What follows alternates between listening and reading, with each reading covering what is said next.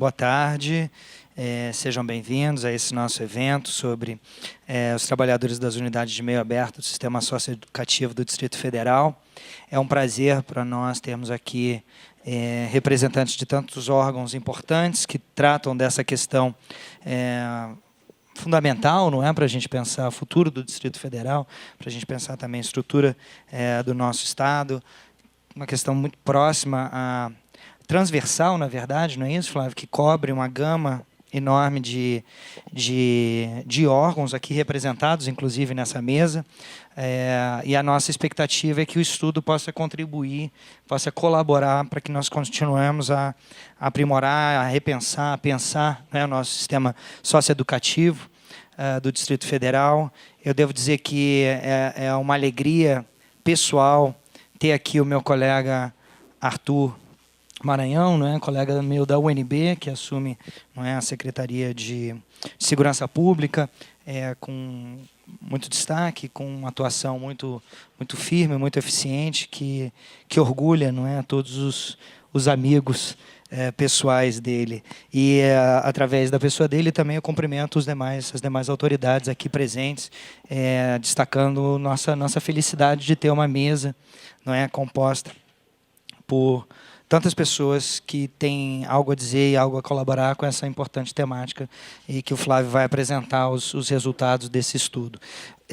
O estudo ele está muito bem construído, ele é muito rico em informações, ele vai ser publicado aqui pela nossa série de textos para discussão, que é uma série que a Codeplan desenvolve para divulgação de trabalhos acadêmicos, ou, melhor dizer, não acadêmicos, né, trabalhos, pesquisas, né, com dados empíricos, com narrativas históricas, que têm algo a colaborar para pensarmos a situação do Distrito Federal e da sua área metropolitana.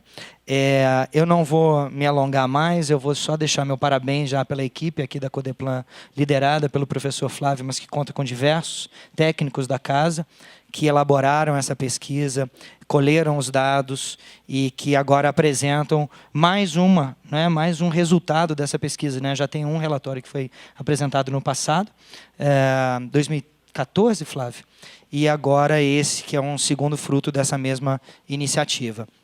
Eu vou passar a palavra para os nossos convidados da mesa, para aqueles que queiram, não é, fazer algum comentário agora, e depois a gente também, após a sua apresentação, a gente abre para uma rodada de debates, não é, de perguntas, de colocações de todos os interessados, todos os presentes, para que a gente possa aprofundar, não é, essa discussão. Então, vou seguir a ordem da mesa, que vou passar primeiro para o secretário Arthur Trindade, depois para a secretária Jane e para os nossos demais colegas que estão aqui presentes. Arthur, por favor. Boa tarde a todas e a todos. Cumprimento o colega Lúcio Renó, presidente da Codeplan, e cumprimento todos os demais componentes da mesa. Vou ser bem breve, mas é importante destacar a importância, o papel do sistema socioeducativo e suas mazelas, que a secretária Jane conhece muito bem.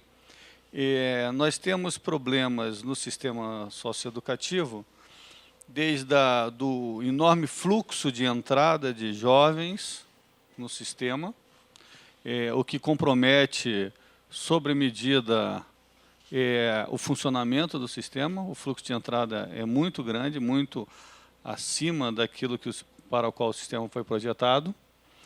E nós temos, na saída do sistema, um outro problema. Ainda de difícil mensuração, temos alguns estudos que apontam isso, mas um problema tão grave quanto a entrada grande, muito frequente no sistema de jovens, no grande número de jovens que entram, que é o problema da reincidência, que no caso aqui o nome não seria reincidência, né? Que também é muito grande, né? Muitos dos jovens que deram entrada no sistema, seja para cumprir uma medida de internação, mas seja principalmente para cumprir algo no meio aberto, né? acabam retornando, né, ao sistema socioeducativo ou acabam retornando ao sistema, ingressando mais adiante no sistema prisional, lá sob os cuidados do Dr. Lócio, né? Isso é algo que a gente precisa entender melhor, e para entender melhor passa pelo entendimento necessário das condições de trabalho e do funcionamento do sistema, que é a pesquisa que será apresentada aqui hoje. Bom, eu estou muito ansioso para ver os resultados. Muito obrigado.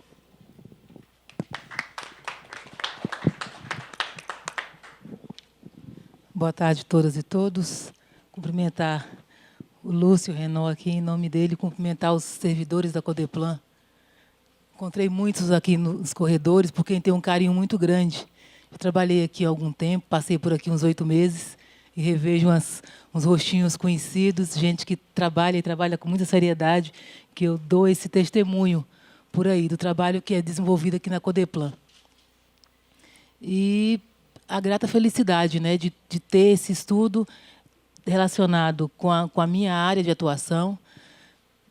Nós identificamos, desde a nossa chegada, que o sistema socioeducativo tem uma carência muito grande de estudos, esse embasamento mais teórico que nos permita propor algumas políticas.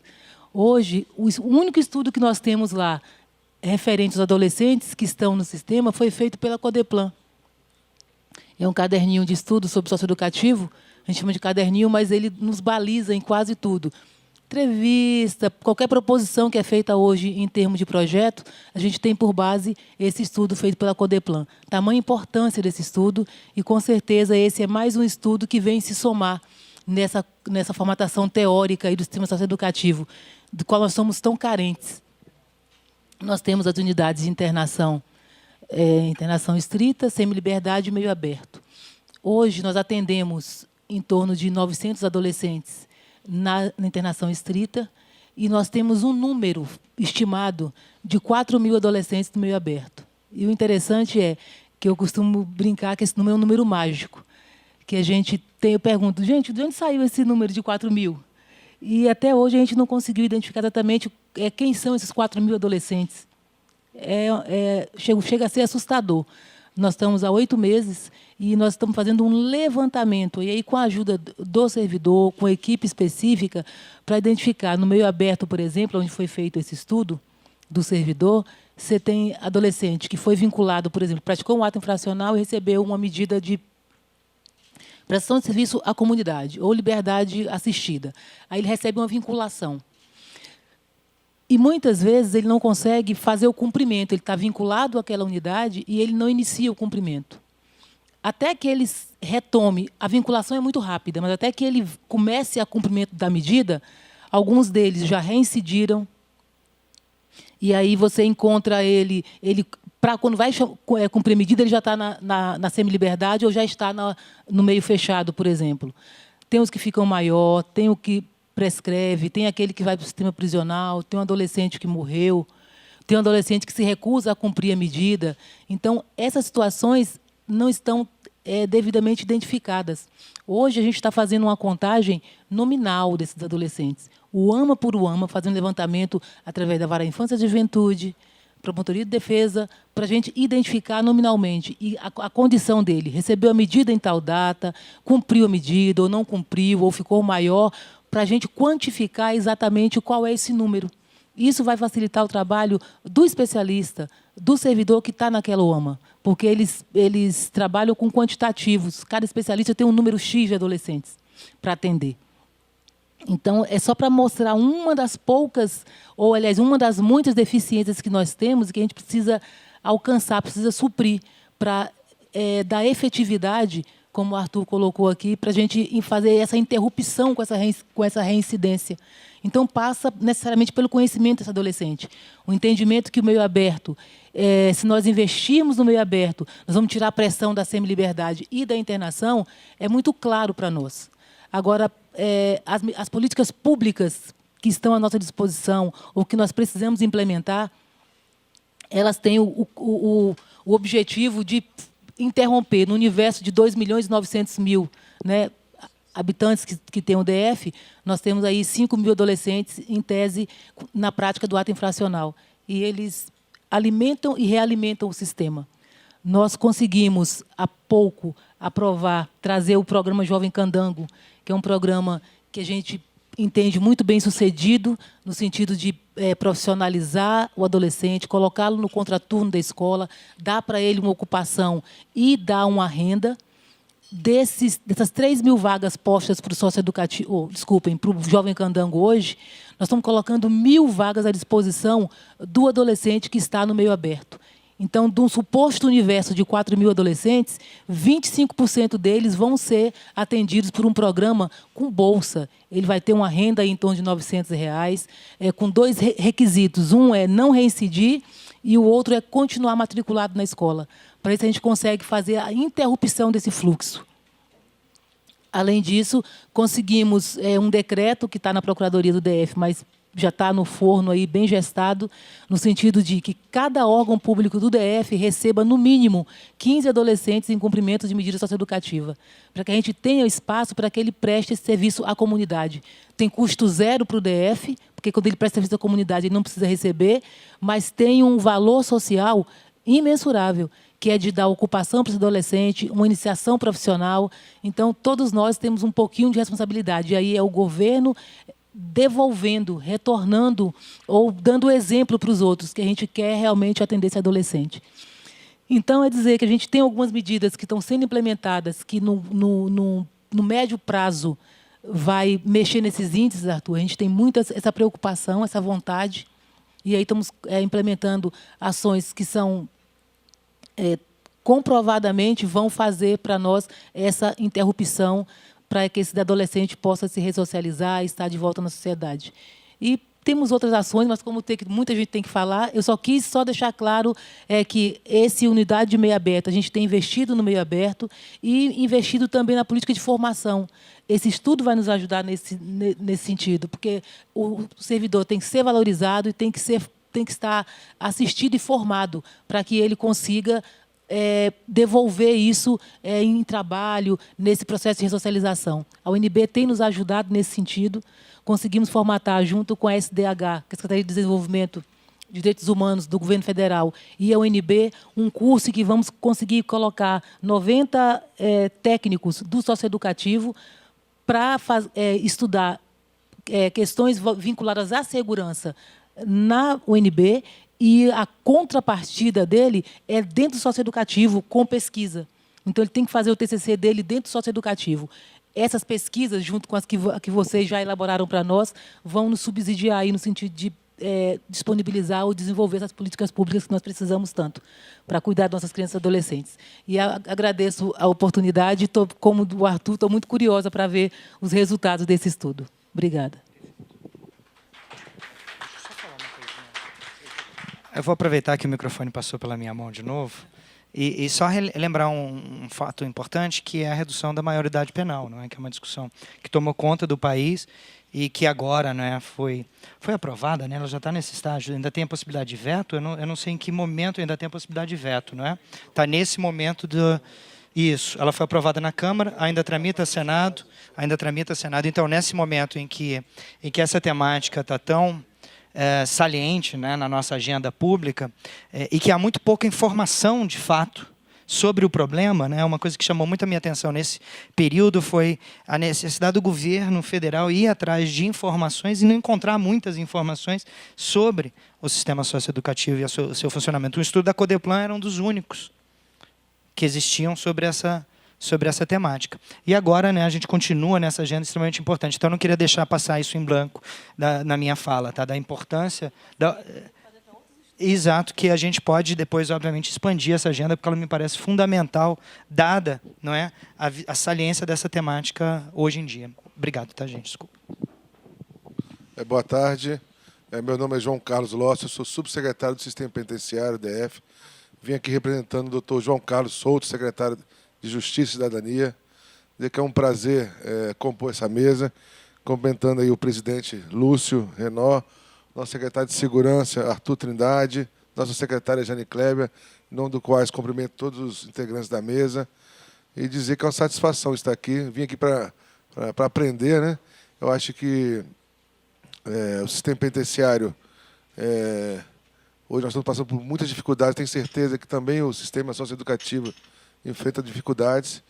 Eu tive agora recentemente, uma semana em Santa Catarina, num evento do DEPEN, do Ministério da Justiça e da Secretaria de Justiça de Santa Catarina, uma amostra laboral no sistema prisional do Brasil inteiro. E lá visitei alguns presídios em Santa Catarina e fiquei impressionado com o que vi lá. Tem várias palestras, e o que a gente vê hoje em dia é que falam muito de ressocialização, reeducação, mas, na verdade, quando o interno vai para o sistema penitenciário, como também para o sistema socioeducativo, o Estado falhou na educação e na socialização. Na verdade, nós não vamos reeducar nem ressocializar, nós vamos educá-los, porque o Estado falhou lá no início. Então, esse é o grande desafio, tanto acho que do sistema de vocês, quanto também do sistema penitenciário. E eu vi em Santa Catarina modelos incríveis, onde tem sistema penitenciário com 100% dos presos trabalhando. Penitenciárias industriais com empresas grandes, empresas multinacionais. Visitei lá, fiz várias filmagens, conversei com diretores e fiquei impressionado com o que vi em Santa Catarina. Após uma crise que houve há cerca de 5 anos, com rebeliões, com crise na cidade, queimando ônibus, uma crise na segurança pública, o Estado, né, realmente viu o sistema prisional de outro modo, investiu nos servidores, capacitou os servidores, colocou para gerir o sistema pessoas que realmente trabalham, que eram técnicos, né, os agentes que estavam há muito tempo no sistema. E hoje lá, em cada unidade tem um gerente de laboral, onde eles têm lá um fundo penitenciário estadual e tem um fundo rotativo para cada unidade. Cada unidade que gera emprego, traz os empresários para o sistema, e o empresário paga o salário mínimo para o Estado, deposita na conta do fundo penitenciário estadual, 25% é depositado na poupança do interno, 25% para a família, 25% ele pode gastar na sua própria subsistência durante o cumprimento da pena, e 25% é depositado no fundo rotativo do sistema, do próprio presídio. O presídio ele tem CNPJ, ele tem uma comissão de licitação, eles fazem as licitações com esse dinheiro para melhorar o próprio sistema laboral, o sistema dentro do presídio. Então, o que eu vi lá realmente é uma revolução que fizeram no sistema penitenciário. E gostaria de trazer muita coisa que eu vi para cá, conversei com o Souto, e eu acho que é muito importante o que eu vi, e vamos tentar trazer não só as legislações, mas como a metodologia e o que está dando certo. Acho que o que está dando certo tem que copiar realmente, ver e olhar e trazer para a nossa realidade. É impressionante, eu vi empresas e relatos de próprios empresários dizendo que o produto dele feito no sistema penitenciário é melhor do que o produto feito da própria fábrica. E que muitos internos que trabalham, ao sair do sistema penitenciário, já está empregado nas fábricas, já se especializou, se capacitou no sistema, e o negócio que está dando muito certo. Então, acho que é um exemplo a ser seguido por todo o Brasil, por todo o sistema. Muito obrigado.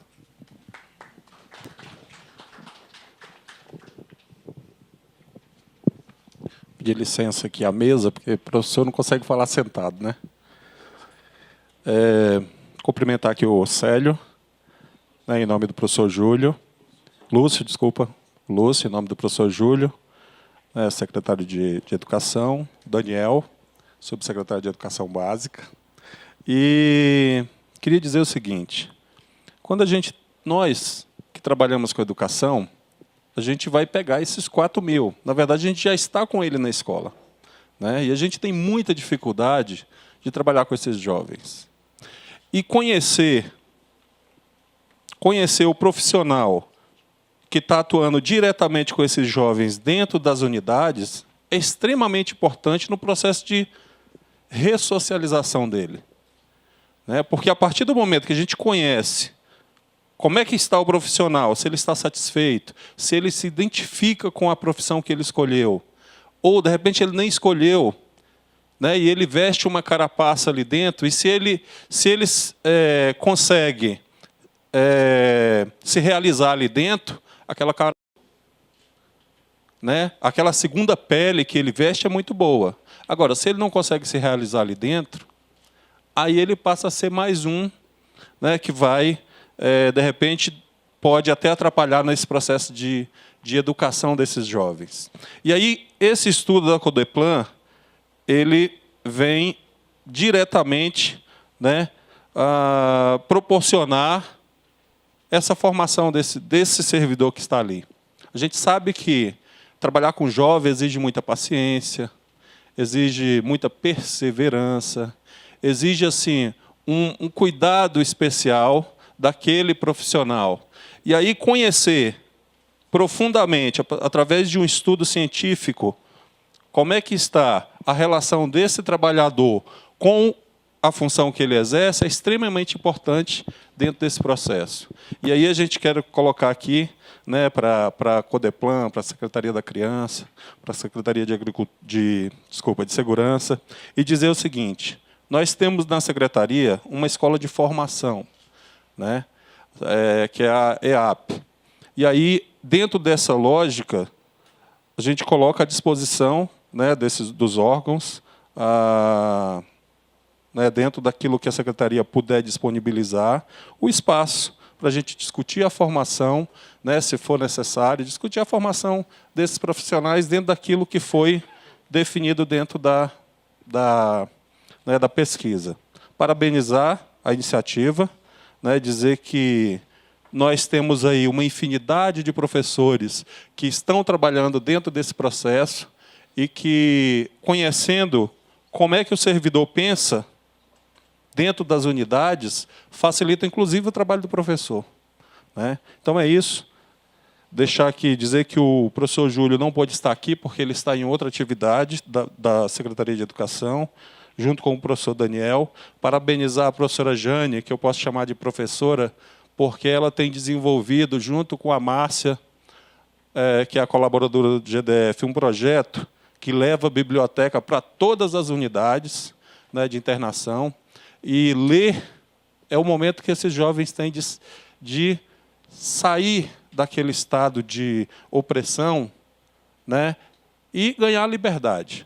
Então, é isso que a Jane tem feito, né? As bibliotecas, eu acho que todas já são contempladas, né? Deixar os parabéns da Secretaria de Educação e nos colocar à disposição para qualquer eventualidade que a gente puder ajudar. Ok? Obrigado. Boa tarde, eu sou Armando Raggio, sou médico, diretor executivo da Fundação de Ensino e Pesquisa em Ciências da Saúde, que mantém 13 escolas.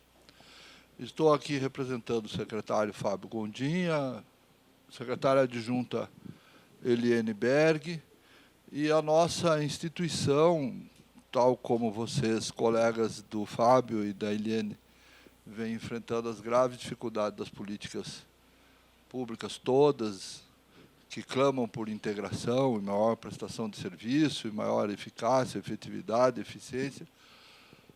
Temos, assim mesmo, apesar das dificuldades, a disponibilidade de várias unidades nossas que podem colaborar com a ação direta que vocês desenvolvem.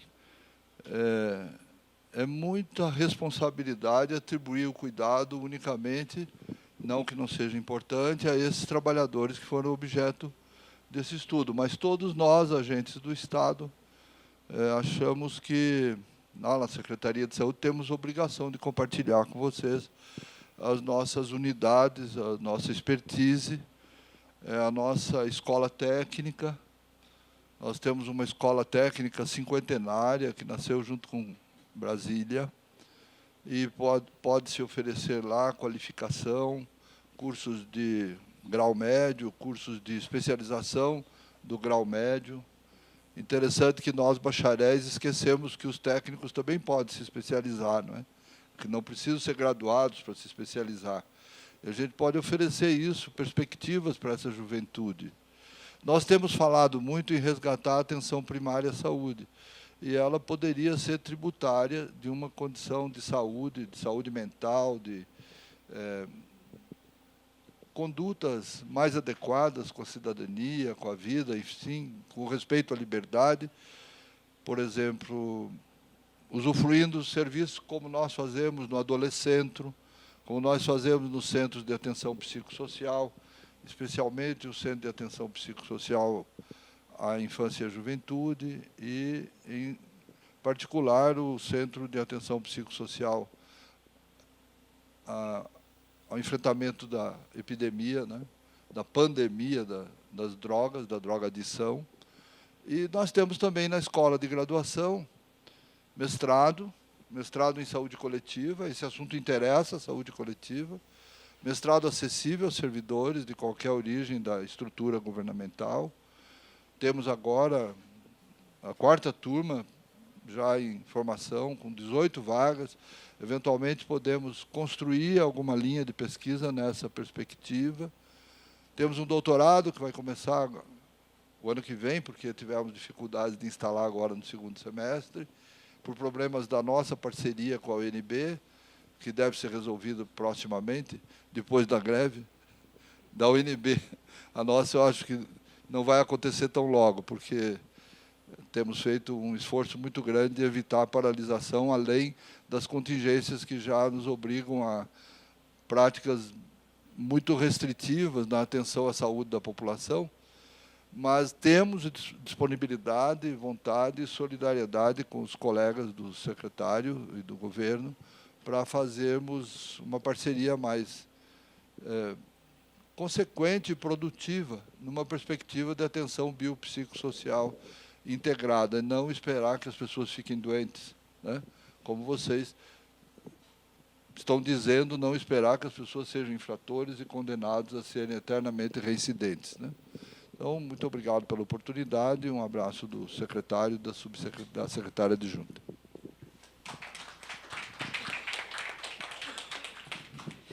Passar o microfone para o Flávio para a apresentação. Eu convido a mesa que se sente aqui no nosso auditório para que a gente possa ver melhor os dados e depois a gente recompõe a mesa, tá, Flávio? Aí eu vou deixar que você lidere a segunda parte do debate depois, tá? Participo da mesa, mas eu pediria para você coordenar, tá bom? Você quer que eu coordene só porque você também quer dar opinião, né? Tá certo. Bem, eu sou Flávio Gonçalves, eu estou coordenando a equipe aqui de Estudos e Políticas Sociais. Boas-vindas a todas as pessoas aí, as autoridades que acolheram esse convite. Eu acho que a Codeplan é um local e esse é um momento importante que a gente possa trocar essas visões, unir esses esforços para resolver esse problema que eu ouvi de alguém, agora eu esqueci de quem, que esse é um problema transversal, né? Não vai ser a Secretaria da Criança, não vai ser a segurança, a saúde, educação, todo mundo junto, numa ação coordenada. Bem, esse estudo começou, na verdade, antes de eu chegar aqui, né? Então, a equipe da DIPOS foi a campo levantar alguns dados sobre os servidores do sistema meio aberto, né, socioeducativo. Nós estávamos produzindo o relatório com esses dados e a gente notou uma riqueza gigante desses dados e que algumas conclusões poderiam ser tiradas além de meras, que não são meras, mas além de estatísticas descritivas, né? Isso abriu nosso interesse e hoje mesmo nós estamos trabalhando no questionário com os menores, né? Então, eu espero, dentro de algumas semanas, mostrar também algumas conclusões que nós tivemos com os questionários com os adolescentes. Então, vamos lá. O que motiva isso, né? O que motiva esse nosso estudo? Eu acho que o presidente Lúcio ele lembrou bem, está tendo um debate hoje sobre redução de maioridade penal. Será que isso vai resolver? Será que isso não vai resolver? Será que o nosso sistema socioeducativo resolve? Será que o Estatuto da Criança e do Adolescente ele é muito condescendente? Será que o que está acontecendo, né? E a gente colocou uma luz agora sobre como é o perfil do servidor, do socioeducativo, e a gente procura fazer uma comparação desse perfil com 2 padrões, benchmarks, sei lá. Um primeiro, aquilo que nós esperaríamos pelo Estatuto da Criança e do Adolescente. E o segundo, o que eu acho mais interessante, é o que os próprios servidores acham que aquele serviço necessita, né? Então, nós temos esses 2 padrões e a gente vai comparar as características, esse perfil deles com esses dois padrões. Como eu falei, a gente tem uma mudança do paradigma do atendimento com o ECA, né, com o Estatuto da Criança e do Adolescente. Deixa eu ver se eu acerto. Acerto. A gente passa de uma doutrina menorista, né, ligada ao preconceito, ao abandono, à culpabilização e o aprisionamento, né, do menor, e para uma doutrina de proteção integral que vai levar à cidadania, tendo cuidado, com acolhimento, educação e lazer para o nosso jovem e adolescente, né? O que esse sistema ele possui, né? Ele possui regras e critérios de caráter jurídico, político, pedagógico, financeiro, administrativo, para atender às demandas, seja por sanções, estamos falando também de sanções, socioeducação e encaminhamentos no caso de cometimento do ato infracional. Então, agora a gente muda um paradigma de simples aprisionamento e detenção para um paradigma de socioatendimento, vamos chamar assim. Eu tenho que tomar cuidado para não revelar os resultados do próximo estudo, que eu fico curioso. Por favor. Então, qual é o objetivo do trabalho, né? Conhecer o perfil e percepção dos profissionais das UAMAs e verificar a relação entre esse perfil e o perfil compatível com o ECA e com as percepções do próprio profissional do sistema, né? Como é que a gente fez isso? Bem, o pessoal da DIPOS foi a campo em 2014, entrevistou 122 profissionais, que equivale a 67% das UAMAs, aplicaram um questionário, fizeram uma oficina com eles, e nessa oficina foram duas metodologias utilizadas. Uma primeira baseada na psicologia social positiva, é isso, Jamila? Yeah. Em que os profissionais, eles reunidos em pequenos grupos, elencavam quais são as qualidades que eles se autoatribuíam. E no segundo exercício, esses mesmos grupos elencavam quais seriam as qualidades necessárias para um bom desempenho das funções de um profissional na área dele, né? Uma segunda etapa da oficina, esses mesmos profissionais, eles levantaram quais seriam as suas propostas para uma melhoria do atendimento do sistema. Nós aplicamos questionário com algumas perguntas, algumas impressões, levantando algumas características socioeconômicas deles. E depois a gente faz um exercício econométrico em que a gente junta as opiniões e algumas características socioeconômicas, né? E depois nós olhamos para as características que os profissionais alegam ter e as características que eles alegam ser necessárias, né? E vamos ver como é que fica essas características. Então, como é que é o profissional do meio aberto? Bem, vou falar do profissional típico, né? É uma mulher entre 30 e 39 anos, negra, que reside com o companheiro e não tem filho, né? Nascida no DF, católica, com ensino superior, uma renda superior a R$7.000, 70% trabalham no sistema há mais de 3 anos e 82% participaram de capacitação nos últimos 5 anos.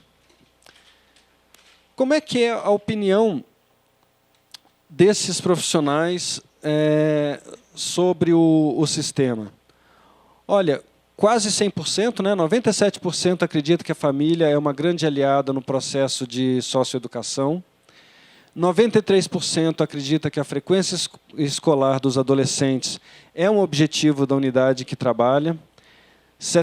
Quase 75% acha que o adolescente em ato infracional fora da escola tem que ser uma preocupação da Secretaria de Educação.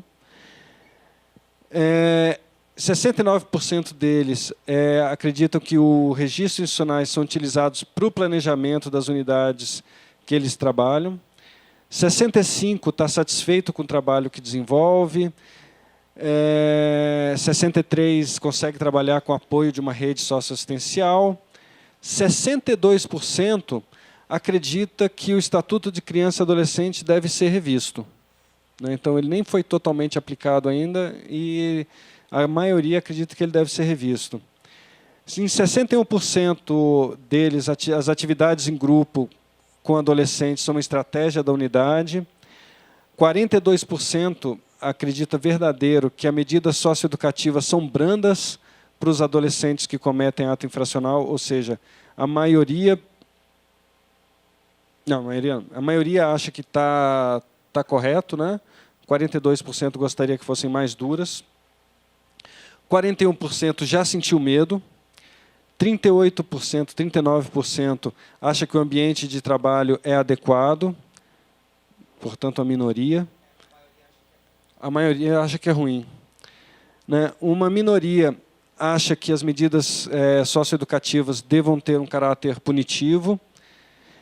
E uma minoria quase inexpressiva acredita que a internação tem maior potencial de recuperação dos jovens que a medida em meio aberto. Então, eles acreditam nas medidas de meio aberto como potencial de reintegração. Aí, o que a gente fez? A gente cruzou as características socioeconômicas com as opiniões, buscando verificar quais tinham uma correlação significativa do ponto de vista estatístico com as opiniões. E o que a gente verifica? Primeiro, o fato do servidor ser capacitado reduz a probabilidade dele em 50% de acreditar verdadeira que o ambiente de trabalho seja adequado à execução de atividades previstas. Ou seja, quando eu sou capacitado, eu vejo a inadequação do meu ambiente de trabalho para realizar aquele trabalho. Os negros têm uma probabilidade 38% maior de estar satisfeito com o trabalho que desenvolve nas UAMAs. As mulheres têm uma probabilidade 80% menor em relação aos homens de acreditar que o Estatuto da Criança e do Adolescente deva ser revisto.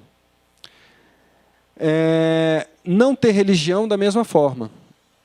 Aquelas pessoas que não têm religião têm uma probabilidade 82% menor com relação àquelas que são cristãs. Religião cristã, estou colocando católicos e evangélicos e protestantes numa mesma categoria, né? Da mesma forma com que seja uma religião não cristã, tem 62% menos de chance de querer rever o ECA. Quanto mais velho a pessoa, maior a probabilidade dela achar que o ECA deve ser revisto. As mulheres sentem menos medo de trabalhar com adolescentes em medida socioeducativa. E ser casado é uma probabilidade 138% maior do que os solteiros de ter medo. Quanto maior o tempo de trabalho, maior o servidor acredita que a família seja uma grande aliada no processo de socioeducação. quanto maior o tempo de trabalho, menor a probabilidade do servidor considerar prazeroso o trabalho com adolescente. De novo, quanto maior o tempo de trabalho, maior a probabilidade dos servidores acreditarem que as medidas socioeducativas sejam brandas, né? Ou seja,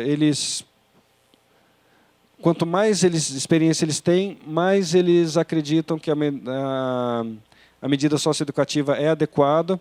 Aqueles que não têm religião têm 76% maior probabilidade do que os cristãos.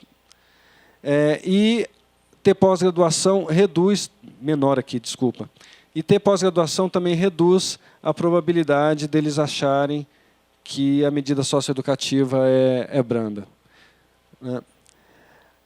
Aí o que a gente não, as meninas fizeram, que eu não estava nem aqui na época, né? Nós fizemos esse exercício das palavras, das qualidades autoatribuídas. Né? Então, foram formados grupos nas oficinas, né? E os servidores, quais são as características que vocês têm? A gente pode ver algumas coisas, né? Persistência, otimismo, dedicação, comprometimento, responsabilidade, organização, criatividade. E perguntamos também aquelas características que eles acreditavam necessárias para um bom desempenho nas suas funções. Comprometimento, empatia, persistência, paciência, muita paciência, muito amor, alguma tolerância, muito comprometimento, perseverança. Aí a gente fez o seguinte, a gente pegou todas essas palavras e fizemos um gráfico, né? Onde aqui nós colocamos as vezes que as palavras aparecem nas características existentes, e aqui colocamos as vezes que as palavras aparecem na categoria necessária. Ou seja, aquelas características em cima da reta aqui de 45 graus seriam uma quantidade igual entre o necessário e o existente. Essas aqui, elas têm mais do que precisam, e essas aqui ela precisa mais do que tem. Mas aí tem uma coisa que é o seguinte, você tem um monte de característica, tolerância e paciência, né? Tem um quê de sinônimo, né? E nós aí utilizamos da psicologia novamente, que reuniu um monte de qualidades, um monte de características que a gente chama de não cognitivas, em 5 grandes características, que eles chamam de os Big Fives. Aí fomos nós, os economistas, e colocamos mais uma, né? O economista gosta de meter o bedelho. Quais são essas características? Nós reunimos essas características nessas 5 grandes, para tornar mais fácil a leitura. A primeira característica é a extroversão, que está ligada à sociabilidade da pessoa. A segunda é a amabilidade, né? A terceira característica é a conscienciosidade. Nossa, o que é conscienciosidade? Então, vou ler aqui. Refere-se ao senso de controle e sentido prático. Indivíduos com alta responsabilidade evidenciam comportamentos de organização, cautela, pontualidade, confiança, persistência, perseverança, ambição e escrúpulo. É o típico burocrata, segundo a Jamila. E neuroticismo. Neuroticismo é tudo de ruim que a pessoa pode ter. Resumindo, né? E aí a gente pegou todas essas palavras e classificou entre esses 5 e repetimos o mesmo exercício. E abertura. Abertura é abertura para novas experiências, né? Então, acho que a primeira coisa a notar é que, como a gente perguntou quais as qualidades que as pessoas tinham e quais as qualidades necessárias, o neuroticismo aqui vai ser no 0,0. Agora, a conscienciosidade, né, o senso de dever, a responsabilidade, né, ela está em níveis ok. Né, o que você acha necessário, você tem. O que tem sobrando? Extroversão. Né? O que sobra também não é que é ruim. Né? Mas o que falta? Eu acho que esse é o grande ponto. Né? Segundo os próprios servidores do socioeducativo, falta amabilidade e abertura a novas experiências para os servidores do sistema. Né?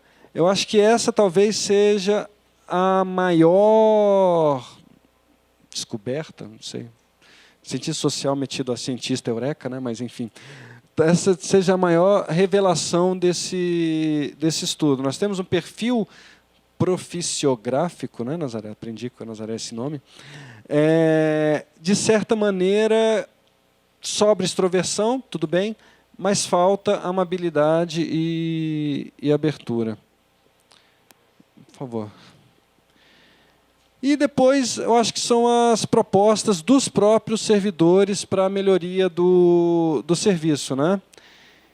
Então, eles falam do fortalecimento da relação entre os atores da rede de serviços e maior participação da Secretaria de Educação e o maior vínculo da família e dos adolescentes com a unidade. Cultura e lazer, fazendo uma parceria da Secretaria de Criança e Adolescente com alguns atores locais. A utilização de métodos humanizados para lidar com os adolescentes. Por favor. Eles acreditam que as premissas do ECA são eficientes. Eles acreditam que precisa desenvolver algumas outras habilidades para lidar com os adolescentes. Eles sentem essa falta daquilo que a gente falou, da amabilidade e da abertura. E, finalmente, eles acreditam que a capacitação profissional tem um efeito positivo nas atitudes dos trabalhadores e deva ser incentivada. Então, capacitação para a gente tentar melhorar a amabilidade e a abertura e a formação de uma rede que dê suporte ao trabalho socioeducativo. Queria agradecer a todos e eu esqueci logo no início de falar o nome das pessoas, né? Agradecer também a todo mundo que fez aqui.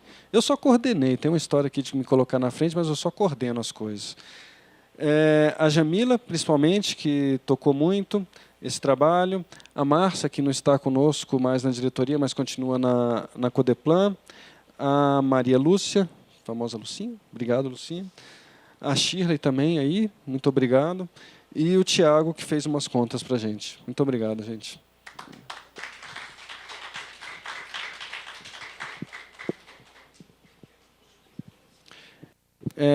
Queria reconstituir a mesa, então.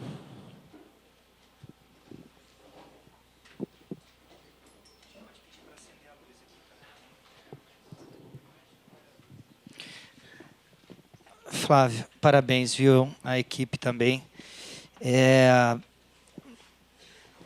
medida que a gente vai conversando sobre essas questões, o cérebro vai voltando a funcionar como pesquisador, então eu tenho mais alguns pontos que eu quero fazer. A gente faz a transição de ser presidente para ser pesquisador, vai pegando aos poucos, né, o embalo. Mas queria destacar mais 2 pontos importantes. Um é usar o próprio funcionário, né, o burocrata, vamos chamar assim, no caso especificamente o burocrata de rua, não é, aquele que está no contato direto, não é, com a execução da política pública lá na ponta, como uma importante fonte de informação. Então esse estudo também é muito interessante por causa disso, Flávio. Eu acho que ele colhe essas informações com quem está exercendo, né, a atividade no dia a dia e informações muito ricas.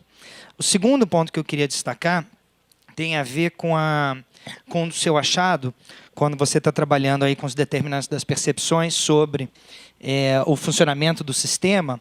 E aí me chama a atenção essa variável de tempo de trabalho, né? Ou seja, as pessoas que já estão envolvidas com essa atividade há mais tempo, como é que elas pensam sobre a atividade.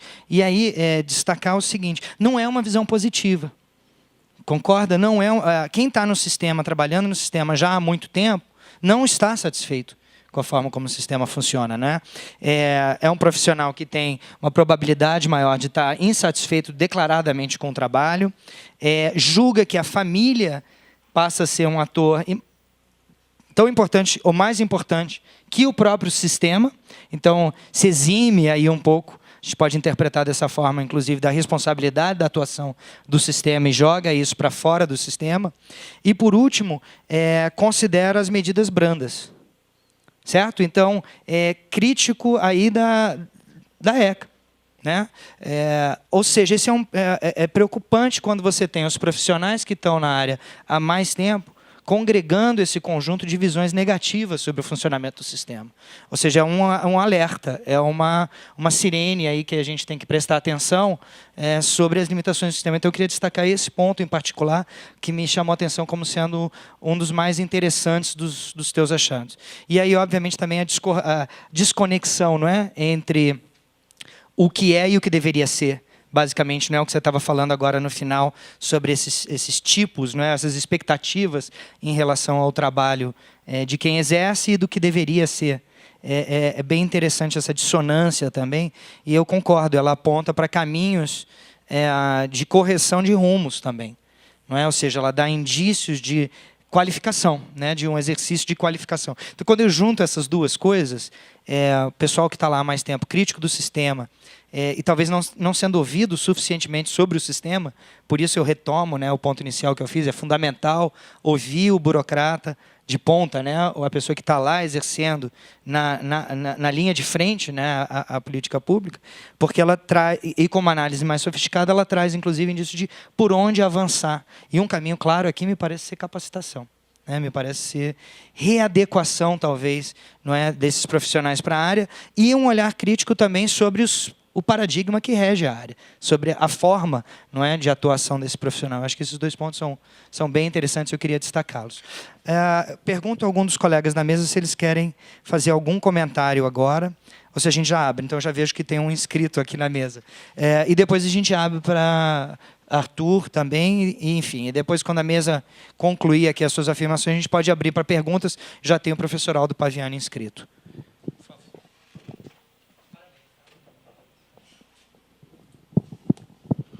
Bom, parabenizar aqui a Codeplan, né? Quando a gente vai, geralmente a Secretaria de Educação participa de atividade como essa, a gente é sempre lembrado, né? Então eu vi aqui que os servidores, né, os trabalhadores colocaram que o jovem ele tem que ser uma preocupação da Secretaria quando ele se torna infrator, Secretaria de Educação. E isso é verdade.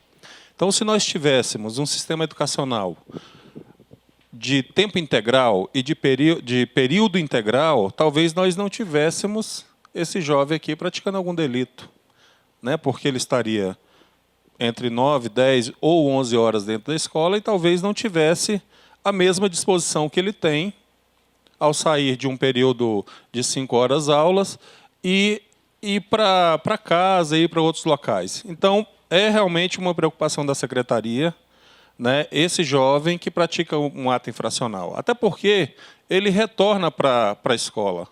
Ele passa pelo sistema, pelas unidades de internação e depois retorna para a escola. Muitas vezes, ele vem totalmente diferente da forma como ele saiu. Às vezes, ele pratica um ato infracional e você percebe uma mudança radical naquele jovem quando ele retorna, né? Esse estudo ele é interessante por quê? Porque, a partir daqui, os órgãos que estão diretamente ligados à unidade socioeducativa, do sistema aberto e do sistema fechado, eles passam a entender melhor como pensa que o servidor, né, o trabalhador, e começa a formar esse trabalhador. Agora, um dado interessante é que 82% desses trabalhadores passaram por capacitação. 82%, então significa que existe uma preocupação dos órgãos que diretamente ligado às unidades de internação em capacitar esse trabalhador para que ele possa, né, ter condições de trabalhar com esse jovem. Mas nós, da Secretaria de Educação, existe sim uma preocupação constante. Temos aí professores que trabalham dentro das unidades de internação, que são professores da rede, da Secretaria de Educação. Temos professores que trabalham dentro do sistema prisional, né, através da FUNAP, né, da fundação que trata do trabalhador presidiário. E aí, claro que nós queremos, inclusive, aproximar mais, né? Existe uma relação distante da secretaria, a gente acaba só cedendo o profissional. E isso muitas vezes é ruim. Então é importante que esse estudo seja passado aí para outros órgãos da Secretaria de Educação. Já vou estar levando para o secretário, né, para o subsecretário de Educação Básica, para a gente, inclusive, propor uma formação específica para esse professor que já está dentro do sistema de internação, para que ele possa, né, desempenhar, né, da melhor forma possível os trabalhos ali dentro. A gente sabe que a Secretaria de Segurança ela já tem um trabalho com esses professores, mas a gente vai propor, dentro dos programas, de um programa articulado, né, com o governo federal, vamos buscar os recursos, inclusive, junto ao governo federal, para poder estar fazendo esse trabalho. Já existe essa condição hoje na Secretaria, e aí uma das propostas que a gente vai estar encaminhando é isso, é formar também o professor, que também é um trabalhador e que está diretamente ligado a esse processo da socioeducação. Ok? Essa ideia de transversalidade, né, que é fundamental para esse projeto. Bem, exatamente sobre a transversalidade que eu queria comentar aqui. De fato, a grande novidade do ECA, né, que abre mão da doutrina minorista, né, para passar a pensar o sistema socioeducativo a partir de uma perspectiva de proteção integral. A grande novidade do ECA foi a introdução da LA, da liberdade assistida, né,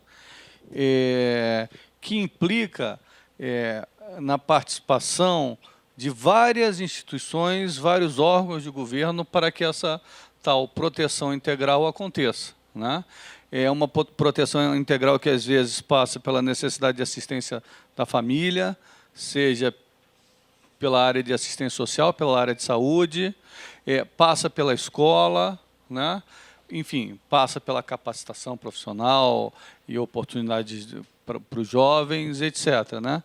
E é interessante notar que, dentre as propostas pensadas pelos trabalhadores do sistema, aliás, trabalhadoras, né, a maior parte é mulher, né, está exatamente a proposta de ações para fortalecer as relações entre esses vários atores, né? E esse é um diagnóstico que o pessoal aqui do sistema fez, mas é o mesmo diagnóstico que tem sido feito por operadores, enfim, profissionais que trabalham no sistema socioeducativo em vários estados. Em São Paulo, eu estive recentemente em São Paulo exatamente vendo essa questão, dentre outras. No Rio, a mesma coisa. A gente criou, então, um sistema baseado numa doutrina de proteção integral, boa ideia. Os profissionais do sistema, eles percebem, pela pesquisa, né, eles percebem o quão fundamental é a participação de outras instâncias, como família, além do próprio sistema, né?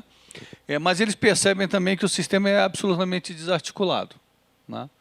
Então, se a gente tem um desafio de capacitar melhor esses profissionais que trabalham na UAMA, a gente também tem um enorme desafio de fazer com que esses vários órgãos envolvidos, essas várias secretarias, essas várias instâncias, finalmente se articulem para fazer aquela assistência, proteção integral àquele jovem, né?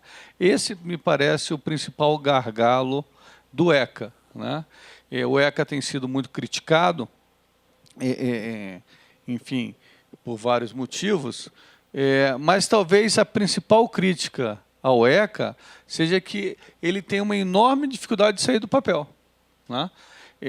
Muitos criticam o ECA, alguns acham que ele é frouxo demais, que as medidas poderiam ser mais severas, e aqui mesmo a pesquisa mostra que esses criticam, mas eles são minoria.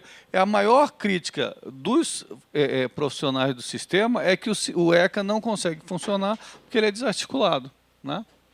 Então, talvez o nosso desafio, o desafio da nossa época no Brasil, talvez não seja acabar com o ECA ou fazer alterações no ECA, como os profissionais também acreditam, né? Boa parte dos profissionais acredita que o ECA não precisa ser. Agora, dizer que ele não precisa ser revisto é parte da história. A outra parte da história é que ele precisa efetivamente ser implantado. E ser implantado, a implantação do ECA passa pela efetiva implantação da LA. Né? Porque a internação e a semiliberdade não são tão novidades assim. A grande novidade é a LA, que é a parte mais complicada de todo o sistema. Enfim, esse é o meu comentário. Parabéns pela pesquisa. Você quer fazer um ponto? Só ia lembrar aqui alguns dados, né? 63% julgam ser necessário rever o ECA, né? Então, aí a questão de as medidas socioeducativas são consideradas brandas, né, por 42,4%, mas isso aumenta significativamente com quantidade de tempo de serviço, né? Então a pessoa entra lá até certo ponto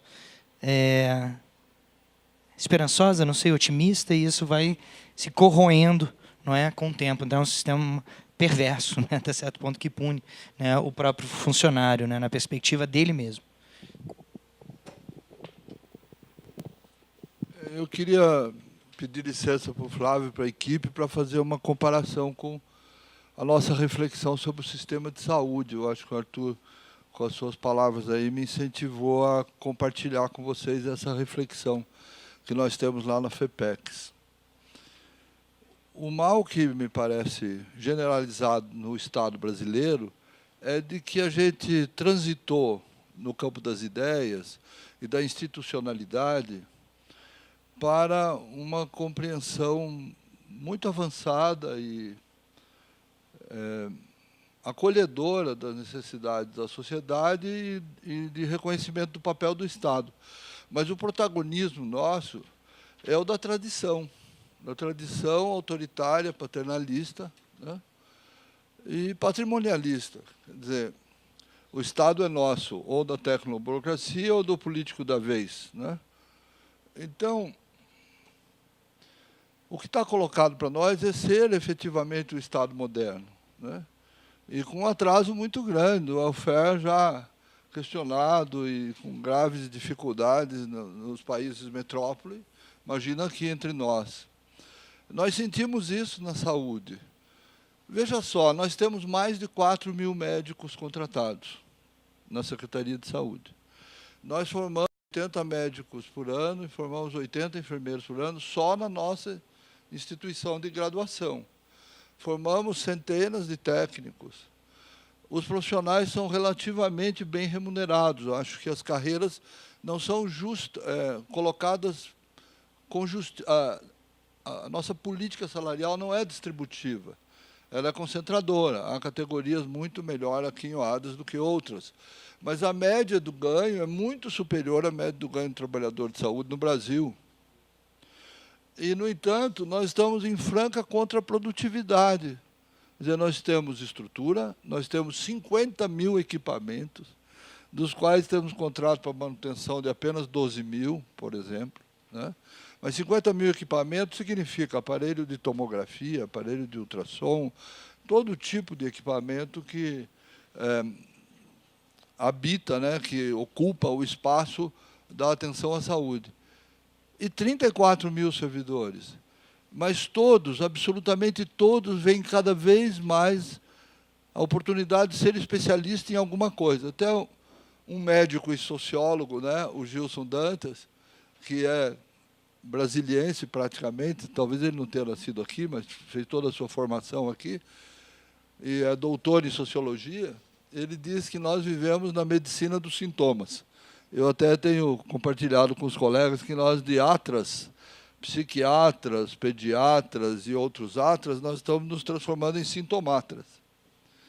Agora, se nós dividíssemos 3 milhões de habitantes por 4 mil médicos, daria para atender 750 pessoas, sob responsabilidade, como é o sistema europeu. Todo país participante da Comunidade Europeia há que ter, para ser da Comunidade Europeia, um sistema de saúde de atenção integral, integrada, integral é exagerado, mas integrada, e, no entanto, nós consideramos ainda que a pessoa só nos merece se ela tiver o sintoma para o qual nós nos sub-especializamos. Desse jeito, nós abandonamos as pessoas. Não é? As pessoas estão abandonadas. Nós estamos destruindo a clínica. Eu estou falando da clínica, se me permite, generalizando para a educação, para o social, assim como é na medicina, na enfermagem, etc. E tem uma coisa que o próprio coordenador usou e que me surpreende muito. Eu trabalhei muitos anos antes de mudar para Brasília, eu estou há 12 anos domiciliado em Brasília, é que é a linguagem da ponta. A gente fala da ponta com uma atitude de compreensão, mas se nós juntarmos todas as pontas, dá uma cama de pregos. Eu penso que, quando a gente fala ponta, a gente afirma o centralismo. Quer dizer, no extremo do nosso esforço, tem um indivíduo precariamente sustentado por todo o establishment para atender uma pessoa inteira. O que é mais complexo, a crítica que eu faço para o sistema de saúde? É o hospital de base ou a equipe de saúde da família em Braslândia? Onde mora a complexidade? A complexidade do sistema de saúde, da nossa linguagem hegemônica, é a complexidade do capital. Quanto mais tecnologia agregada, quanto mais subespecialidade, mais complexo. Mas, do ponto de vista social, do ponto de vista da atenção às pessoas, a complexidade está lá no território. Então, o senhor, representando a Secretaria de Justiça, lembrou de Santa Catarina. E eu lembrei do Luiz Henrique, senador que faleceu recentemente. Ele foi governador de Santa Catarina e ele criou um sistema matricial de secretários regionais e secretários de políticas setoriais. E, cruzando isso, ele conseguiu reduzir as desigualdades que ainda são importantes e sofríveis em certos aspectos no Brasil inteiro, e lá elas são menores, apesar que ainda são indesejáveis, mas são realmente muito menores. Eu creio que o que está colocado para nós, que somos atores públicos de políticas sociais diversas, é que nós precisamos resgatar o objeto da nossa política, que não é o sintoma, é a pessoa. A gente não trata com a pessoa, nós somos uma sociedade muito estratificada, a gente não trata com subalternos, não sabe o nome do porteiro, não sabe o nome do zelador, não sabe o nome do auxiliar de escritório, a gente sabe dos iguais e dos que estão acima de nós. Então, é preciso tombar essa pirâmide, essa piramidização, esse empoderamento, e na capital da República isso é mais forte, faz com que nós tenhamos o melhor financiamento. A saúde tem 3 vezes o financiamento médio das outras unidades federadas e tem uma crise de insatisfação de todos. A insatisfação do usuário, a insatisfação do governo, que não consegue cumprir todos os objetivos com os quais se comprometeu, e do trabalhador, né? Embora ele seja melhor gratificado, mas a gratificação não está no dinheiro, está em se sentir bem no lugar que está trabalhando, gostar de onde trabalha. Mas eu não quero, com essas palavras, ser catastrófico. Eu tenho uma atitude muito otimista, mais de 30 anos lidando com esse objeto de trabalho, é minha escolha, não faço isso por acidente, faço por escolha mesmo de atuação em política pública, e acho que a principal força está no protagonismo dos nossos trabalhadores.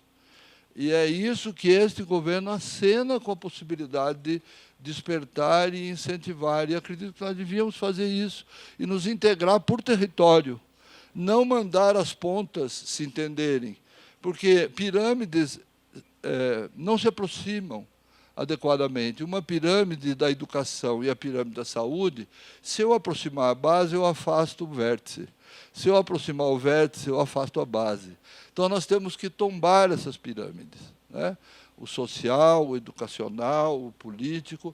Nós temos que ir para o território, nós temos que reduzir a diferença entre o central e o distal, ou o pontal, ou o pontual, né? Na perspectiva de tratar o território com o conceito da geografia de gente muito simples e muito brilhante, como Milton Santos, né? A gente fazer uma outra globalização, né? E não fazer esses recortes especializados. Eu sou especialista num sintoma, em convulsão. Se você não tiver uma convulsão, eu não tenho obrigação de lhe atender e você não vai usufruir da minha especialidade. Isso é o que mais está acontecendo na saúde. Por isso essa crise, apesar de que os indicadores são os melhores que jamais se teve antes. Mas a insatisfação é muito grande. Por quê? Porque as pessoas não estão sendo atendidas como pessoas, né? Obrigado.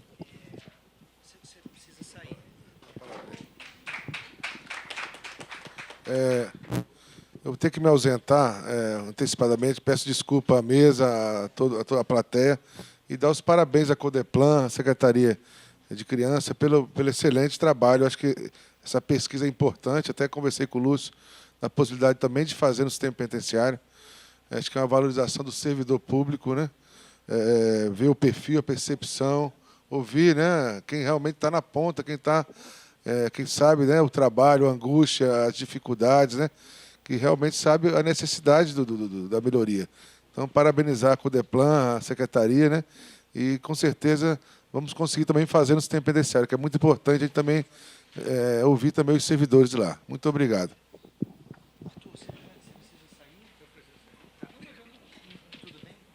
Flávio, peraí, tinha uma colocação do professor Aldo Paviani. Secretária, a senhora quer fazer algum comentário agora? Ou... Porque a gente já tinha feito uma rodada na mesa. Você quer fazer? Não, não há problema. Você quer fazer? Então espera um pouquinho, professor Aldo. Está ótimo. Boa tarde a todos, colegas da Codeplan e de fora também. Em primeiro lugar, o Flávio e equipe, né, Jamila e demais, tenho os parabéns pela bela pesquisa que fizeram, e acredito que talvez uma discussão, como bem lembrou o doutor Armando, precisa geografizar, não é? Quer dizer, colocar no território como é que se dão o objeto de trabalho de quem faz atividades socioeducativas, né, em diferentes momentos. Nós temos uma coletânea que trata da violência urbana em Brasília, e num dos trabalhos eu lembro que uma professora da geografia fez uma avaliação de como as comunidades trabalham com meninos infratores ligados às drogas, né, em Lusiânia. E foi verificado que um trabalho importante era feito por uma pastoral da terra da Igreja Católica, quer dizer, jovens que não tinham a rigor o emprego, estavam estudando, eles aglutinavam esses meninos para diversas atividades para evitar que eles ficassem na rua. Então, eu penso que, de um lado, o papel para o objeto de trabalho, os que estão no sistema socioeducacional, de um lado talvez na rua, mas eu acho que um papel importante é das famílias ainda. Eu tenho dito aqui em outros debates que a família e a escola têm que ser mais unidas no sentido de manter as crianças na escola, uma vez que, inclusive, como o doutor Armando falou, o sistema de CIEPs do Darcy Ribeiro, extrato do Brizola, no Rio de Janeiro, era uma ideia de manter as crianças mais tempo na escola, inclusive na hora do almoço, etc. Não é? E, contristadamente, anteontem eu recebi um e-mail com um CIEP de Niterói completamente abandonado, exatamente porque não se dá importância à educação quando ela tem um gasto maior, né? Porque ela... Agora, qual é o gasto maior? Manter uma escola em tempo integral ou ter um sistema que abriga parcialmente ou totalmente os meninos para serem reeducados? Quer dizer, então é melhor que eles sejam educados numa escola e não partam para, por exemplo, o uso de droga, assaltos, etc., como também a gente viu na televisão, os meninos fazendo arrastões na praia. Quer dizer, então, que meninos são esses, não é? E olhando um pouquinho para trás e olhando para o futuro, nós teríamos dois cenários, né? O geógrafo trabalha muito com o cenário. O cenário do passado, em que momento recuando, e aí pegando essa coisa horrorosa de reduzir a idade penal, em que momento? Será que aos 16 ele se contém, não é mais bandido, aos 14, aos 10? Será que aos 8? Não é? Então, você recua a idade penal para ver se reduz a criminalidade dos jovens. Não é por aí, evidentemente. Não é? Quer dizer, eu acho que é um equívoco enorme, não adianta recuar 2 anos, porque quem é criminoso, em que momento ele ficou, eu acho que isso é difícil de captar, porque você tem poucas possibilidades de ir para o passado. E, concluindo, como é que esses meninos que têm um trabalho bem eficiente, socioeducativo, né, do DF, acho que se dá bastante cobertura, em que momento ele, no futuro, se torna um cidadão com cidadania plena, como, aliás, o Milton Santos fala muito, né? Ou tem cidadania plena ou não tem. Então, esses meninos infratores, evidentemente, que precisam ter o apoio necessário das famílias da escola para poder se integrar integralmente, né, se integrar de modo total à sociedade e não ficar, digamos, solta nas ruas e praticando delitos pequenos que o fazem depois ir para uma prisão, o que é, evidentemente, evitável. Só um momento, me alertam que há representantes da imprensa no auditório. Eu queria só dar uma prioridade para ver se tem alguma pergunta específica. E aí depois a gente retoma a discussão. Pediria só que você se apresentasse. Desculpa, não estou com a sua identificação. Tudo bem. Meu nome é Jade Abreu, eu sou da Agência Brasília. Na verdade, eu tive algumas dúvidas dentro da pesquisa. Lá na Agência Brasília, a gente recebeu o trabalho antes, eu li, e, na verdade, eu não entendi alguns pontos. Por exemplo, quando vocês cruzam as informações, eu percebi que vocês pegaram as informações, os senhores pegaram as informações da... Como é que se diz? Religião, são mulheres, enfim. E depois vocês cruzaram as informações. Eu não entendi a relevância de que... Por que o fato de serem mulheres seriam a favor de não revisar o Estatuto da Criança e do Adolescente? Qual o conceito, qual o critério de cruzar essas informações? E também, quando fala em rever o Estatuto da Criança e do Adolescente, eu queria entender o que seria essa revisão, porque há vários aspectos, né? Pode ser, inclusive, dentro da pesquisa também fala da questão que fala até dos agentes, né? Das pessoas que estão trabalhando com com esses adolescentes, não só esses trabalhadores, mas agentes, não seriam os penitenciários, mas, enfim, e faz uma crítica os trabalhadores fazem uma crítica a esses profissionais, e ali podia entrar também, talvez, a revisão do Estatuto da Criança. Então, eu fiquei em dúvida nesses 2 pontos, por favor.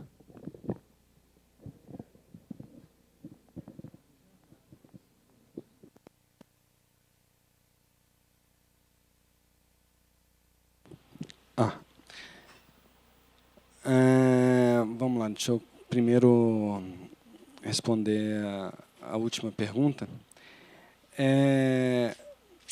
Olha só, 63% quer rever o ECA, 32% acha que as medidas devem ter caráter punitivo, 42% acha que as medidas socioeducativas são brandas. Então, o que me parece...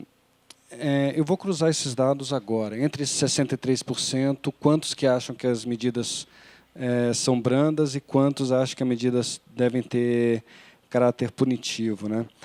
Mas o meu ponto é que, pelo menos me parece, que rever o ECA aqui está mais no sentido de dotar o ECA de instrumentos de construção dessa transversalidade que a gente está falando, do que de deixar o ECA mais punitivo, né? Isso me chamou a atenção aqui agora. O que tem a ver a mulher com achar Não, como é que é? A que eu gostei mais. A mulher tem menos medo de trabalhar com o adolescente, né? Por quê? Não sei. Mas que tem, tem. Né? Então, a nossa pesquisa empírica, ela mostra que tem essa relação. Mesmo você controlando por outras, né, idade, tempo de serviço no sistema, um monte de outras características, né? A mulher tem uma correlação, tem uma probabilidade significativamente menor de sentir medo de trabalhar no sistema. Né? Elas são 80%. Né? Estou traçando o perfil e qual a relação de algumas variáveis socioeconômicas, né? Sociais mais, com essas opiniões. Não sei por que a mulher sente menos medo. Sinceramente, eu acho que a mulher sempre sente menos medo. O homem é meio medroso, mas não tem, a priori, uma explicação. Essa é uma constatação, não é muito mais do que uma explicação.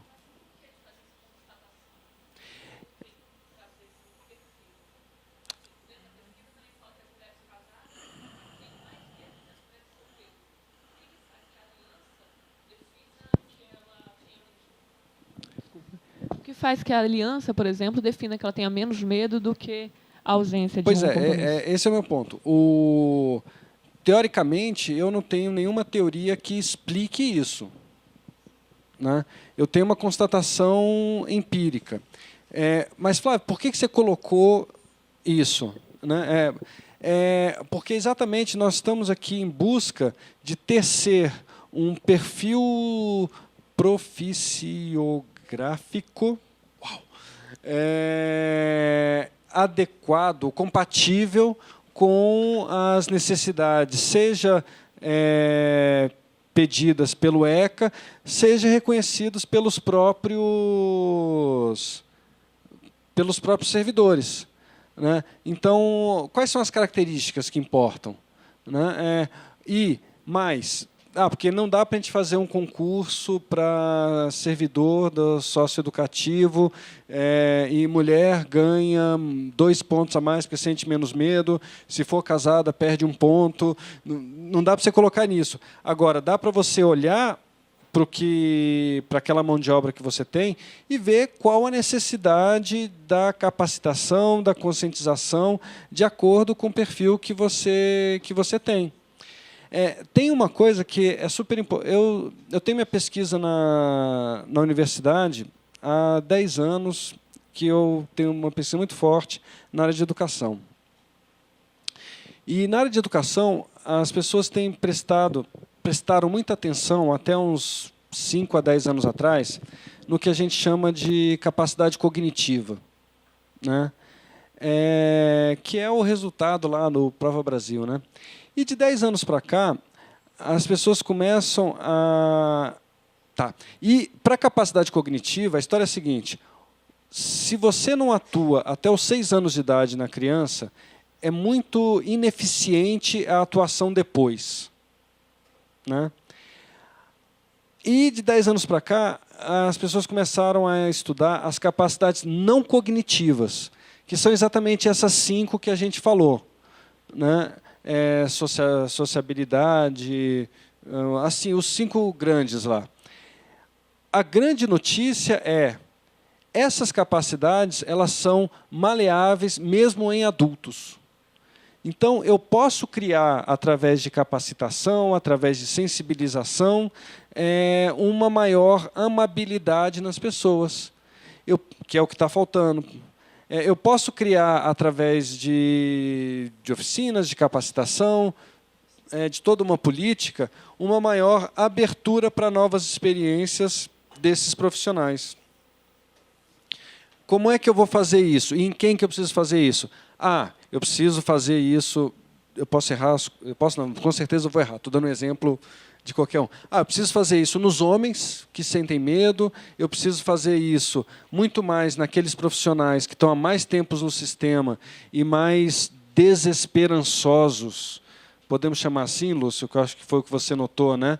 Quanto mais tempo no sistema, menos esperançoso você é na funcionalidade do seu sistema, né? Então, eu estou indicando em quem nós estamos indicando em quem seria interessante tentar uma maior sensibilização quanto àquelas características psicológicas, né, posso chamar assim, necessárias para uma boa atuação no sistema.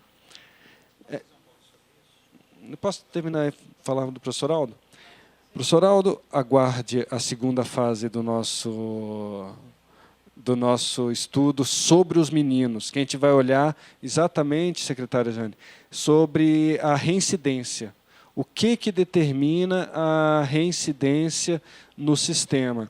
E uma das coisas que mais baixa a reincidência é o adolescente estar matriculado e frequentar uma escola. Não é isso?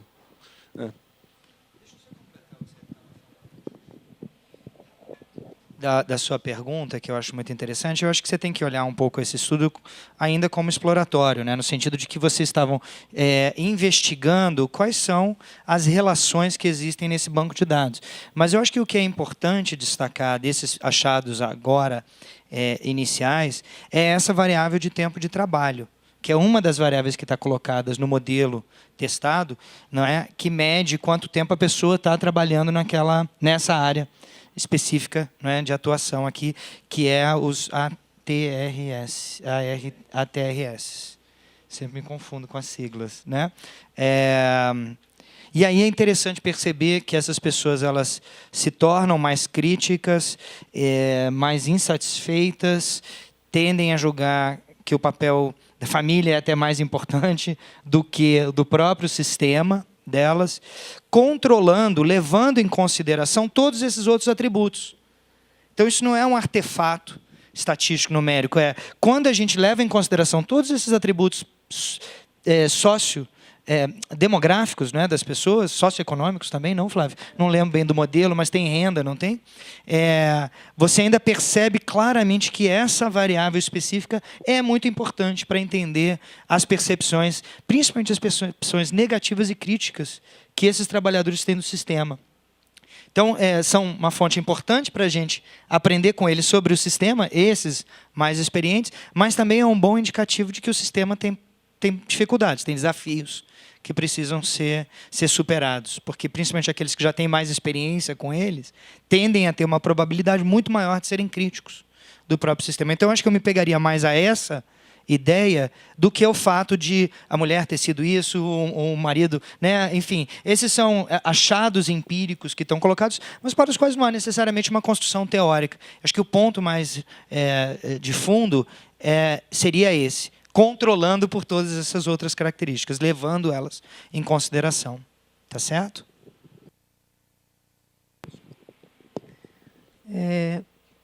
Olhando as colocações feitas pelo professor, extremamente pertinentes, e fazendo a leitura desses achados aqui, é muito interessante. Aqui tem, por exemplo, 63% julgam ser necessário rever o estatuto, foram o que eu achei mais interessante.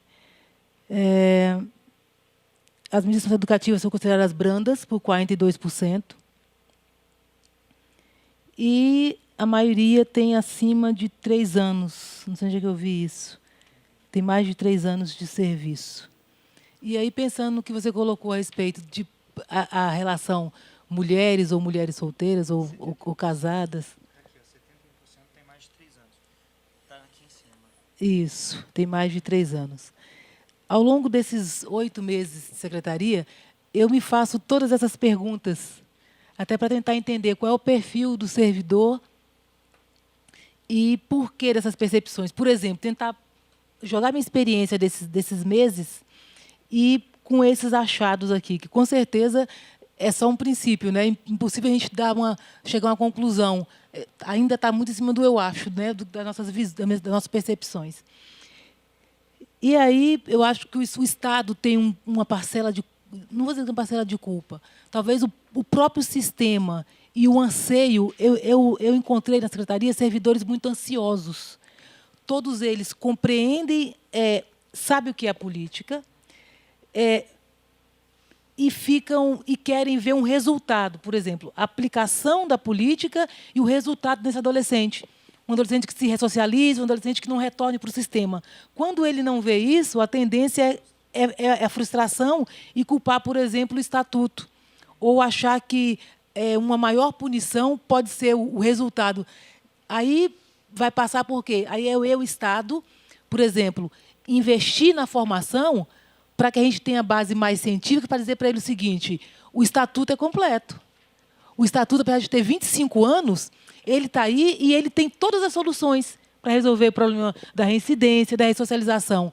Agora, tem a nossa dificuldade de fazer a implementação disso. E aí, quando você não implementa, aí ele se frustra e acha que quanto mais punir.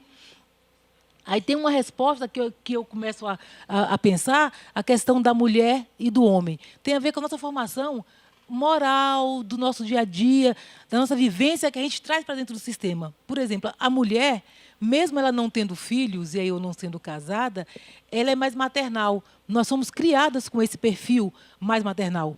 Então, a própria relação da servidora mulher com o adolescente, ela é diferente da relação do servidor masculino com o adolescente. Por exemplo, essa sociedade patriarcal, ou que é sempre imposto ao homem aquela conduta mais dura, mais severa, então ele transfere isso, querendo ou não. Se você tem uma formação muito técnica, talvez você consiga diminuir um pouco isso. Quando a gente não tem o investimento em formação adequado ou suficiente, na medida ideal, a gente acaba trazendo muitas vivências para dentro do sistema. E aí ele talvez queira ser aquele indivíduo que vai punir, acreditando o quê? Que a punição é suficiente para resolver o problema. E, no fundo, a gente sabe que não é. Mas isso não vem assim, num clique. Não basta dizer, a gente tem que provar isso para ele. Então, essa relação do que está escrito no papel, de como é que o servidor coloca isso no seu dia a dia, ali frente àquele quantitativo de adolescente. Hoje existe uma realidade que é muito engraçada. Os servidores, eles desenvolvem vínculo com os adolescentes. Eles conhecem os adolescentes pelo nome. Tantas vezes quanto eles vão e voltam, falam, eu já conheço fulano. E a gente precisa... Hã? Não! Isso. Não, mas não é nem no sentido de que ele não tenha que ter o vínculo. Quando eu digo, por exemplo, não meio aberto, vou trazer para a internação, por exemplo. Quando o adolescente vem, o servidor fala assim, aquele menino eu conheço, mas não conheço necessariamente dessa relação que tem que ser desenvolvida. Isso, é de idas e vindas.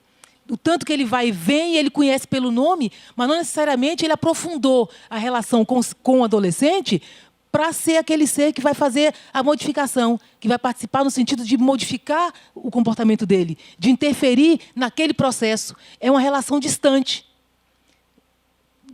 Apesar de conhecer, ele não se aproxima. Ele tende a manter esse distanciamento. Então, tudo isso é fruto de estudo. Como é que a gente faz essa aproximação? Que é o que a gente tem tentado, por exemplo, hoje, na secretaria. A gente propõe um seminário que a gente venha discutir com o servidor a socioeducação, que hoje nós temos poucos momentos que permitam isso. Até para a gente conseguir ler isso aqui e entender como é que é esse sentimento, por que esse sentimento. Porque a gente não tem conseguido fazer essa discussão com o servidor. Porque ele dizer para ele assim, você é fundamental nesse processo de socialização. Entender, por exemplo, que esse adolescente, quando o professor colocou a respeito dos arrastões que nós vimos no final de semana, aquilo me incomoda. Eu tenho diversos adolescentes que estão na mesma situação. E aí, a pergunta que a gente faz, por exemplo, tinha, há uns 10 anos atrás, talvez, uns filmes do Van Damme. Quem é tem um pouquinho mais de idade vai se lembrar. O contexto do filme dele era sempre assim. Era uma sociedade sitiada e que tentava se proteger, e um grupo e uma outra realidade que vinha como se fosse para saquear. Então, era sempre essa dualidade. Hoje, nós estamos vivendo isso. E, assim, ou a sociedade percebe que essa necessidade de inclusão social, de distribuição de renda, vai mudar, ou nós vamos ficar sitiados mesmo. Não tem carro blindado, não tem portão, não tem cerca eletrificada que resolva esse problema. E aí, o envolvimento das pessoas com a prática do crime, por exemplo, tem a ver com a condição social, mas no sentido de a distribuição de renda e oportunidade tem que ser dado para elas. E mesmo quando o Estado não provê suficientemente para cuidar dele lá quando ele tem 8 anos de idade, ou quando ele tem 6 anos, ou quando está na pré-escola, para que ele não evolua ou não busque a criminalidade como caminho ou como solução, a hora que chega, nós estamos diante de um problema, que nós temos isso hoje. Então, a gente tem que correr atrás do prejuízo e fazer essa reversão. E aí essa reversão passa por quê? Pela formação desse servidor, para que ele consiga acreditar, e esse é um dos grandes desafios que a Secretaria da Criança tem hoje. Ele consiga acreditar que o Estatuto está aí, a formulação dele é ideal para trazer esse adolescente de volta e fazer essa mudança, mas que passa necessariamente por ele. E quando ele está no sistema e ele não acredita nisso, ele começa a pensar que reprimir mais ou mudar o estatuto é o que vai resolver, aí a gente tem um grande problema, porque a gente precisa investir nessa formação, nesse servidor. Aí, quando você vê um servidor que está no socioeducativo e que acredita que a redução da idade penal resolve o problema, você fala, está equivocado, está tudo errado. Então, hoje, problema DF, reduzindo bem para o DF, a gente tem um trabalho que é pegar esses achados que são muito importantes e dizer assim, como é que eu, Estado, invisto na formação do servidor para que ele compreenda ou para que ele assimile o que está no Estatuto e aplique no dia a dia. E não permita que ele pense, porque quando eu tenho uma política estabelecida no Estatuto, política de proteção integral garantida pela Constituição, mas eu tenho um servidor que pensa que eu tenho que reprimir mais, ou eu tenho que ampliar, sei lá, o tempo de internação, por exemplo, a dificuldade da implementação dessa política é muito grande. Então, é só para assim dizer, é um pouquinho de desabafo mesmo, dessa angústia do desafio que a gente tem, é de fazer ele compreender e fazer uma leitura do que está posto aqui, o que é que o Estado a gente consegue mudar isso. Aí eu acho que é a formação mesmo, investir na formação do servidor, para que ele acredite que é possível mudar a partir das políticas que a gente tem implementado. Porque imagine, você implementando a política num sentido e o servidor que faz o dia a dia, que faz a política, não acreditar nisso. A gente tem buscado, talvez esses seminários, essa busca por dentro, que é o que nós estamos propondo agora para os servidores. Isso, do estudo, para a gente poder debater com eles o que é isso, o que significa isso. Com certeza.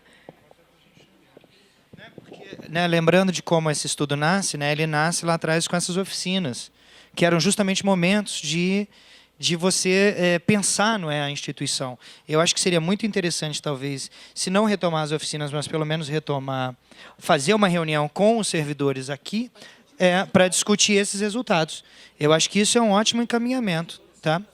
Pode até ser também, e pode ser feito lá, enfim, né, secretária? A gente pode depois pensar no melhor mecanismo para fazer isso, para que a gente dê esse retorno, não é, para os próprios funcionários. Já é parte da própria capacitação deles, já é um exercício de capacitação deles, discutir essas questões junto com eles, né? Pessoal, a gente vai ter que parar por aqui. Você quer continuar? Eu vou ter que sair. Não, então tá. Então, eu queria agradecer a todos pela presença. Estamos à sua inteira disposição. Essa é uma temática central. Claro, a secretária pede a palavra para fazer um anúncio, então depois eu faço o encerramento, tá, secretária? É só um convite. No dia 19 de outubro, nós estamos formatando, vai ser no Centro de Convenções, um seminário. Ele é voltado para o servidor, mas vai ser aberto e todos serão muito bem-vindos. A gente vai dividir mesas temáticas que a gente consiga trabalhar esses pontos hoje, a socioeducação vista pelo servidor. Nós vamos trazer um palestrante, não que venha ensinar, mas para alimentar o debate, trazer uma fala pequena relativa ao tema, mas deixar que o servidor fale. A gente não tem nem a proposição de tirar nenhum documento a partir dali, mas é mesmo trazer ele para o debate da socioeducação, falar de drogadição, o projeto político-pedagógico que nós temos hoje, como é que a gente implementa ele, das relações interpessoais dos servidores. Então, são temas muito atuais, muito muito presentes, que eu acho que a gente entende que vai melhorar tanto a relação como a implementação dessas políticas a partir da compreensão e da assunção da responsabilidade por parte do servidor. Então, o convite vai estar no site, a oportunidade de inscrição, inclusive, para quem quiser se inscrever por tema. E aí vir fazer esse debate conosco. Todos serão muito bem-vindos. Dia 19 de outubro, e as inscrições já vão estar no site logo a partir do iniciozinho do mês, para quem quiser participar conosco. Muito obrigado, secretário. Então, estamos à disposição. Eu acho que essa atividade, junto com os funcionários, né, seria excelente. A Codeplan está à disposição para isso. O Flávio é o nosso ponto de contato. Né, e eu espero que essa pesquisa continue e que depois a gente possa implementar metodologias semelhantes a outras áreas, né, inclusive o sistema previdenciário, não. Penitenciário. Já mostrou interesse. Eu acho que é uma ótima agenda para a gente avançar aqui na Codeplan. Obrigado e boa tarde a todos.